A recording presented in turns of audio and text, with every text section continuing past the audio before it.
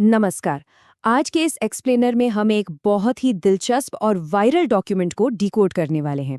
राजस्थान के WhatsApp groups में आजकल एक रिफॉर्म ब्लूप्रिंट आग की तरह फैल रहा है। इसमें बड़े बड़े सामाजिक सुधारों की बात की गई है, लेकिन इसके पीछे का असल विज्ञान और मैनेजमेंट क्या है? चलिए, बिना किसी पक्षपात के इसकी गहराइयों में उतरते हैं।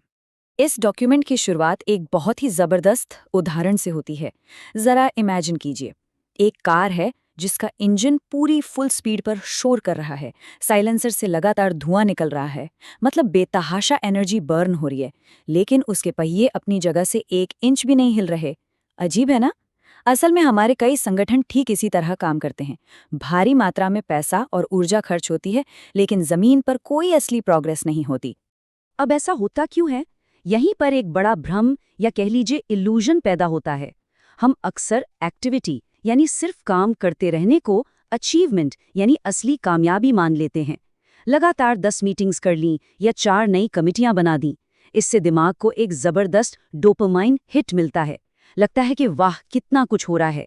लेकिन अगर जमीनी हकीकत देखें, असली अचीवमेंट तो तब है जब किसी एक बेरोजगार इंसान को सच में कोई ठोस नौकरी मिले, है ना?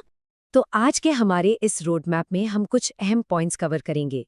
हम बात करेंगे द इल्यूजन ऑफ प्रोग्रेस की, diagnosing organisational diseases, the donation trap, building a skill network, dismantling VIP culture और अंत में सबसे बड़ा सवाल, can perfect equality last?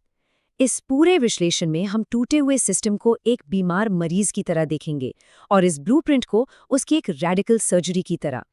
Section 1, the illusion of progress.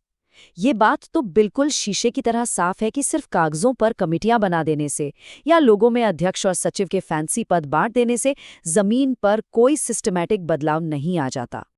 और पता है, यहाँ सबसे क्रूशियल पॉइंट क्या है? ये समझना कि लोगों की नीयत या उनके इरादों में कोई खोट नहीं है। वे सच में दिल से समाज का भला करना चाहते हैं, लेकिन असली खामी तो उस सिस्टम के डिजाइन में है जिसके अंदर वे फंसे हुए हैं। सीधा सा लॉजिक है, अगर कार आगे नहीं बढ़ रही है तो इसमें ड्राइवर को दोष देने का क्या फायदा? दिक्कत तो इंजन के डिजाइन में है। Section 2, diagnosing organisational diseases. ये हिस्सा ब्लूप्रिंट का कोर है, जहां उन मनोवैज्ञानिक और स्ट्रक्चरल बीमारियों की पहचान की गई है जो इन संस्थानों को अंदर ही अंदर दीमक की तरह खोखला कर रही हैं। सबसे पहली और शायद सबसे घातक गलती है असली टैलेंट या योग्यता को इग्नोर करना। सोचिए, किसी बड़ी इमारत की मजबूत नींव के लिए हमें क्या चाहिए? जाहिर है, सख्त स्टील और कंक्रीट। लेकिन सिर्फ अपना रुतबा और अमीरी दिखाने के लिए अगर नींव में महंगा इटालियन मार्बल लगा दिया जाए तो क्या होगा? हल्का सा वजन पड़ते ही इमारत का भरा भरा कर गिरना तय है। ठीक इसी तरह जब किसी संगठन में असली स्किल से ज्यादा सामाजिक रसूख को अहमियत दी जाती है तो उसका पतन निश्चित है। डॉक्यूमेंट एक और बहुत ही सीरियस मनोवैज्ञानिक बीमारी को पकड़ता है, सेवियर कॉम्प्लेक्स, यानी मसीहा बनने की चाहत। ये वो खतरनाक सिचुएशन है जहां लीडर्स को लगने लगता है कि वो आम लोगों से ज्यादा समझदार हैं। वे जमीनी हकीकत से पूरी तरह कट जाते हैं। जिनके लिए नीतियां बन रही हैं, उन्हीं को फैसले लेने से बाहर कर दिया जाता है, और इसका नतीजा अक्सर बहुत ही विनाशकारी नीतियां। अब ये पतन का सिलसिला आगे कैसे बढ़ता है? इसकी शुरुआत होती है दोहरे मापदंड या भेदभाव वाले नियमों से, जैसे अमीर डोनर्स की बड़ी बड़ी गलतियों को नज़रअंदाज कर देना, लेकिन आम मेंबर्स पर तुरंत सख्त एक्शन लेना। इसके बाद बिना किसी विजन या ट्रेनिंग के लोग सिर्फ अपना रुतबा बढ़ाने के लिए जुड़ने लगते हैं, और फाइनली ये पूरी प्रक्रिया संस्था की सबसे कीमती चीज को राख कर देती है, और वो है जनता का भरोसा। Section 3, the donation trap. आगे बढ़ते हुए ये ब्लूप्रिंट एक बहुत ही कंट्रोवर्शियल टॉपिक को उठाता है। ये एक ऐसा मुद्दा है जिस पर लोगों की राय अलग-अलग हो सकती है, और वो है लगातार चंदे पर निर्भर रहना। यहीं पर एक दिलचस्प कॉन्सेप्ट सामने आता है, डोनर फटीग, मतलब डोनर्स का थक जाना। जब कोई संगठन अपनी बैलेंस शीट पारदर्शी नहीं रखता या जमीन पर कोई रियल रिजल्ट नहीं दिखाता, तो एक पॉइंट के बाद लोग पैसा देना बंद कर देते हैं। इस डॉक्यूमेंट के मुताबिक किसी भी संस्था का हर वक्त सिर्फ चंदा मांगते रहना किसी मरीज को हमेशा वेंटिलेटर पर रखने जैसा है। भाई, कभी ना कभी तो फेफड़ों को खुद से सांस लेना सीखना ही पड़ेगा ना। निर्भरता का ये पूरा चक्र बड़ा ही खतरनाक है। भारी चंदे पर टिके रहने का सीधा मतलब है कि संस्था को अंततः बड़े डोनर्स के दबाव के आगे झुकना ही पड़ता है। फिर होता ये है कि जिसने ज्यादा पैसा दिया उसी की बात पत्थर की लकीर बन जाती है, भले ही वो सरासर गलत हो। इसका फाइनल रिजल्ट क्या होता है? संस्था अपने खुद के सही फैसले लेने की आज़ादी पूरी तरह से खो बैठती है। Section 4 building a skill network.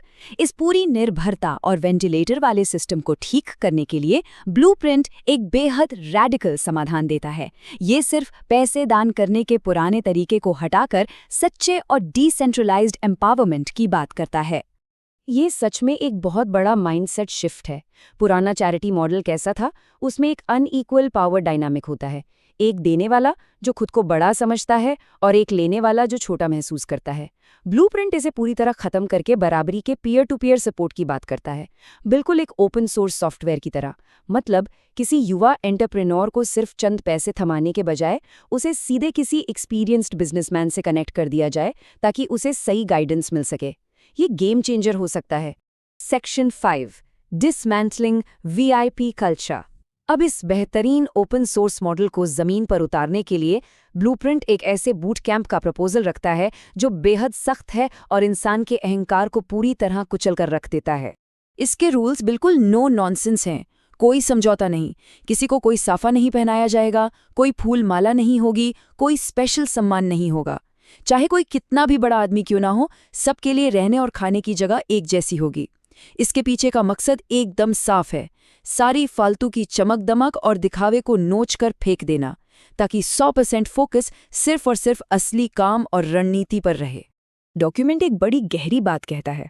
ये जो माला पहनाना या आगे की वीआईपी कुर्सियों पे बैठना है ना, ये असल में एक साइकोलॉजिकल करेंसी है, दिमागी मुद्रा। इस करेंसी को ही अमान्य करके ये ब्लूप्रिंट वहां आने वाले हर इंसान को मजबूर कर देता है कि भाई अपना सामाजिक रुतबा और अपना ईगो दोनों दरवाजे के बाहर ही छोड़कर अंदर आना। और सबसे बड़ा मास्टर स्ट्रोक है सारे खर्चों को बराबर बांटने का नियम। जब इवेंट में मौजूद 500 के 500 लोग एक बराबर फीस देते हैं तो कोई एक अमीर इंसान अपने पैसों की धौंस जमाकर पूरे ग्रुप के एजेंडे को हाईजैक नहीं कर सकता। ये रूल इस बात की गारंटी देता है कि फैसले सिर्फ लॉजिक और योग्यता के आधार पर होंगे, किसी के बैंक बैलेंस के दबाव में नहीं। Section 6 can perfect equality last? इन सारी बीमारियों का डायग्नोसिस करने और इसका एक एकदम लॉजिकल इलाज बताने के बाद ये विश्लेषण एक बहुत ही गहरी दार्शनिक दुविधा पर आकर रुकता है। और वो सबसे बड़ा सवाल ये है, मान लीजिए कि आज एक सख्त बूट कैंप के जरिए हम पूरी तरह से बराबरी वाला और बिना अहंकार का एक सिस्टम बना भी लें, लेकिन क्या इंसान का बेसिक नेचर जो हमेशा पावर चाहता है एक नई हायरार्की नहीं बना लेगा? क्या कोई भी सिस्टम अगले 10 सालों में इंसानी फितरत की इस अटल सच्चाई से बच सकता है? सोचने वाली बात है ना? ये एक ऐसा सवाल है जो व्यवस्था बदलने का सपना देखने वाले हर इंसान को एक बहुत बड़ी चुनौती देता है। इस पर जरूर सोचिएगा।